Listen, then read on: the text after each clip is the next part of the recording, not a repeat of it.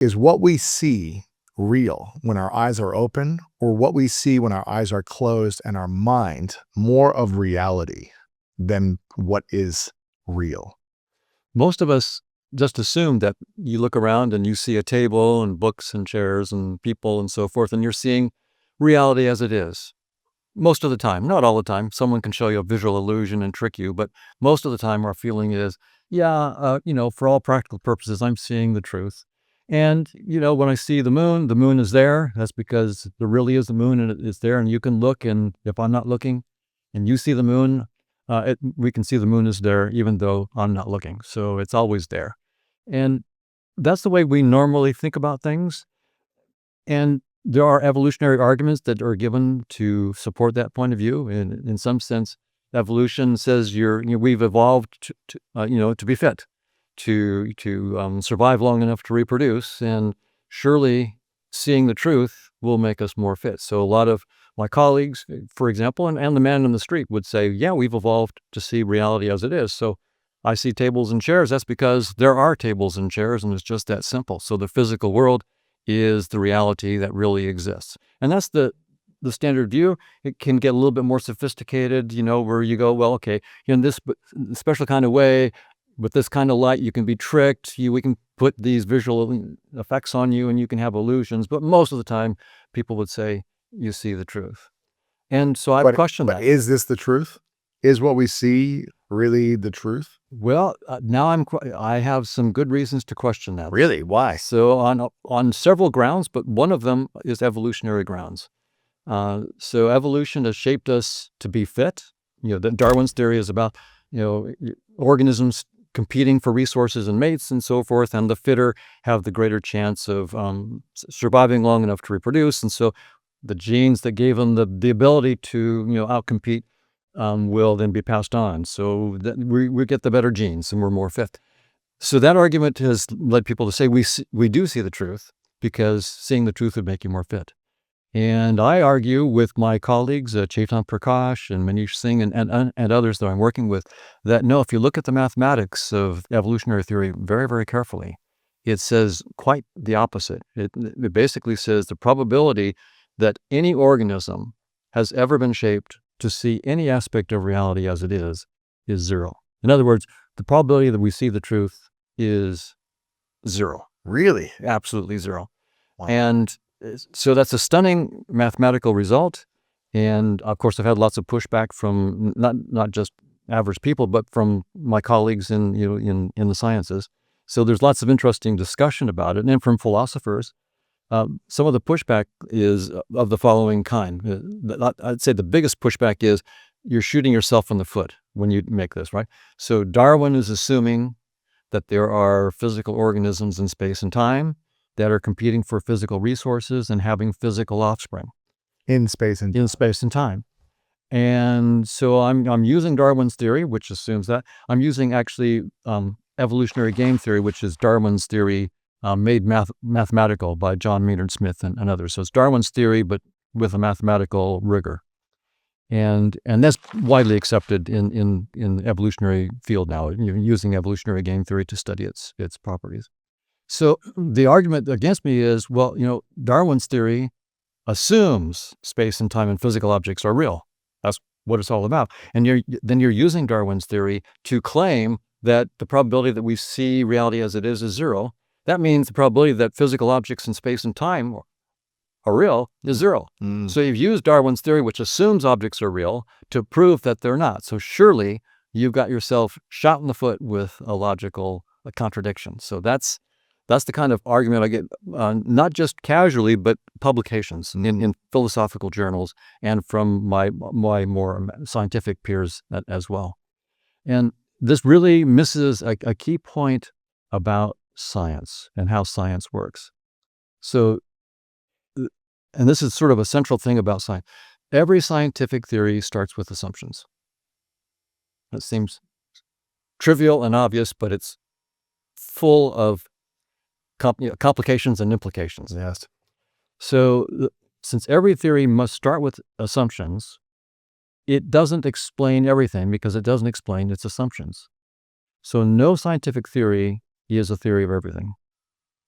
And you can say, well, of course, you can give me a different theory that's deeper that explains those assumptions of some theory that you already have. And that's true. You can always get a deeper theory that explains the assumptions of the prior theories, but your new theory will have its own assumptions. And so science will always be in search of a new theory, and we will never have a theory of everything. Wow. So I would say with science, my own take is that science at this point and forever will know roughly 0% of reality. Wow. Because we only can make assumptions that we assume without knowing that they're true or not. Sure. And what we really don't do in science is assume that our assumptions are true. We don't need to assume that they're true because in some sense we know this is just provisional, right? I'm making these assumptions because this is the best we can do right now. That doesn't mean my assumptions are true. It just means that they're the best we can do right now with what we know and what we've learned. So what we can do, though, is make sure that our assumptions are consistent. I don't want to have contradictory assumptions because then you could prove anything and there's no Yes. there's no rigor.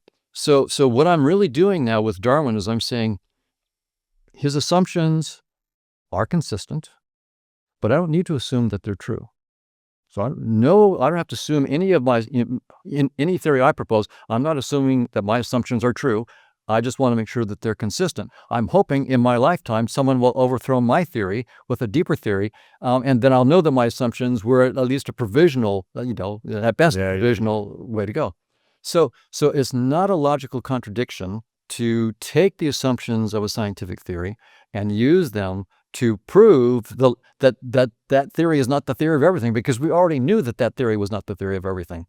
And the best example of this that we have to date is Einstein's theory together with quantum theory. So Einstein's theory of spacetime, flat and curved spacetime, is general relativity theory. And that together with quantum theory, both assume space and time are fundamental. Okay? So, and yet Einstein's theory with quantum field theory also tell us precisely when that assumption is false. When you go small enough to what they call the Planck scale, so 10 to the minus 33 centimeters, 10 to the minus 43 seconds, space-time ceases to have any operational meaning. And so space-time is a great framework for a lot of physics, and most physicists don't need to worry about the Planck scale, but the high-energy theoretical physicists do. They're the ones that are pressing the limits of space-time, and they're the ones that are talking about energies that are high enough that space-time falls apart. What are these energies that are high enough that space-time fall apart? Well, so they're the kinds of things past even our collider, our current collider technology. But the idea is this, that if you want to look at smaller and smaller regions of space, you need to have a better and better microscope that can give you smaller and smaller wavelengths of light or whatever radiation, but let's say light. So as you get smaller wavelengths of light, then you can resolve smaller and smaller details. Now, but what we know from physics is that as you make the light wavelengths smaller, the energy is going up. So it takes more energy. That's why you have to put all this energy into the Large Hadron Collider to get the high, it's like a big microscope, so you need lots of energy. But as you get more and more energy into a smaller and smaller region of space, Einstein tells us that energy is also the same thing as mass. And that mass is curving space-time heavier, more and more strongly as you get the mass greater. And when you get that mass to a high enough point, space-time collapses into a black hole, and you actually destroy the very thing you're trying to observe. Really? So at 10 to the minus 33 centimeters, 10 to the minus 43 seconds, you're actually destroying what you're trying to observe. And if you get frustrated and say, I'm going to make I'll use more energy because I want, the black hole just gets bigger and bigger and bigger. Really? So at that point, there's no operational meaning to space-time. And so here's a case, and the reason I went into this is because here's a case where we have a scientific theory, one of our best, that assumes that space-time is fundamental, and quantum theory assume that space and time are fundamental. They're consistent theories, and at the very end, they say, oh, by the way, space-time cannot be the fundamental nature of reality. It falls apart at the Planck scale, and that's the sign of a great scientific theory. A good scientific theory gives you the mathematical tools to explore its scope, because it will have some scope of explanation. if it's a good theory. But a great theory gives you the mathematical tools to find its limits that you knew a priori it had to have, because every theory starts with assumptions. And we know that those assumptions can't be universally true.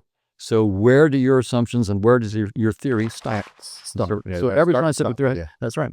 Interesting. Okay, so with this new research, these new discoveries, then, what are you learning about the perception of the mind, what is real, what is not real, and what this world is? Well, so this then brings up the question: if space-time isn't fundamental, and that's what we're seeing. I'm seeing objects in space and time. So this isn't the final reality. So what is this? What is this thing that I'm seeing, and how do we go to the next level of scientific description? And I should say, I'll tell you what I'm doing, but I'll just mention briefly, the high-energy theoretical physicists are already there. Many of them are now stepping outside of space-time and saying, let's do physics entirely outside of space-time and entirely outside of quantum theory. So you let go of space-time, you let go of quantum theory, unitarity of quantum theory, and they're finding stuff. So the European Research Council, the ERC, has a 10 million euro initiative right now, and there are many, many high-energy theoretical physicists and mathematicians that are finding what are called positive geometries outside of space-time. So there are new mathematical structures that code for properties of particle interactions inside space-time beautifully. Really? And precisely. And so it's quite exciting. This has only been since about 2013 that we've actually had these positive geometries. So this is, 13, 14 years that we've had this kind of new horizon for us. And so it's taking off. So the physicists, the high energy theoretical physicists, are already there. And I'm looking at it from the point of view of cognitive science and cognitive neuroscience and evolutionary theory, asking what, from our point of view, should we be thinking if we haven't evolved to see the truth? What would Darwin's theory say we have evolved? And the way I think about it, just intuitively, we can go to the math, but intuitively the idea is what we evolved was more like a headset, a VR headset, to play the game of life. And the idea there would be, suppose that you're trying to play, some kind of video game. Like, I like Grand Theft Auto. A lot of people are still playing that game. So Grand Theft Auto. When you play the game, you see cars and virtual roads and buildings and so forth, and you see a steering wheel, and you use that headset, that VR headset, to negotiate the game and try to beat the other players. Now, you're not seeing the reality, which in this example would be, there's some supercomputer somewhere with all sorts of bits running, millions of bits per second in a precise pattern being sent through channels in the computer, and being processed. And you're watching it. That would be the reality. Yeah. All I can see is this headset. I'm not seeing the computer. And you could, in principle, play the game by toggling bits, toggling those bits in the computer the right way, because that's what's really going on. But good luck. The person who doesn't see that reality of the computer and just sees a little fake steering wheel and the fake cars is going to beat you. And so here's the case where knowing the truth isn't going to actually help you win in the game. It's going to actually slow you down. So the idea is, Darwin was right. It's survival of the fittest. Evolution is shaping you to have the most fit sensory systems, and those sensory systems are designed to hide the truth and to just give you a user interface that lets you play the game of life. So you're playing the game of life with a headset. So again, this is now. I don't want to say that Darwin is the final word, right? I'm not saying that at all. It's the best we've got right now, and so that's why I'm talking about it. And it's a wonderful theory. I use it, and it's powerful. I hope that we'll transcend it, and very, very soon. But right now, Darwin's theory says this is just a game, and it's a headset designed to help you play the game well. So with that theory, we are just essentially watching through a headset. That's right.